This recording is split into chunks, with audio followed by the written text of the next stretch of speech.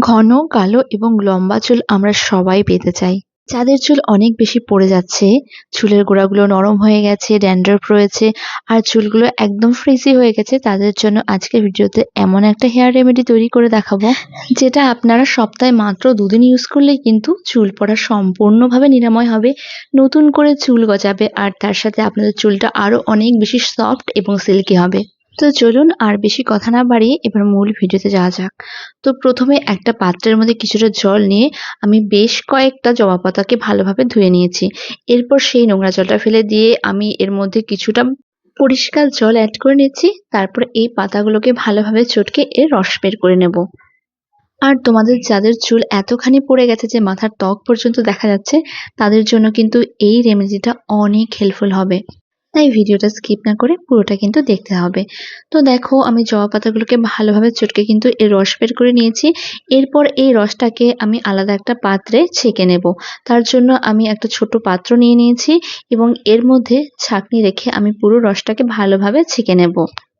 এই জবা পাতার রসটা কিন্তু আমাদের চুলের বৃদ্ধিতে অনেক হেল্প করে এবং আমাদের চুলের যে অকালপক্কতা রয়েছে সেটাকে অনেক ভালোভাবে প্রিভেন্ট করে।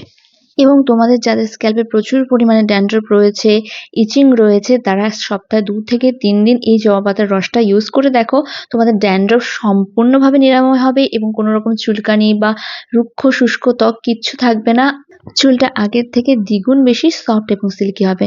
তো এরপর আমি এই জবা পাতার রসটার সাথে অ্যাড করব ২ টো পাতিলেবুর রস। পাতিলেবু আমাদের চুলের গোড়াকে মজবুত করতে হেল্প করে এবং আমাদের মাথার ত্বককে ডিপলি ক্লিন করে এবং অনেক দিন পর্যন্ত হাইড্রেট রাখতে সাহায্য করে। এরপর আমি এর সাথে অ্যাড করেছিলাম ১ চা চামচ মতো অলিভ অয়েল।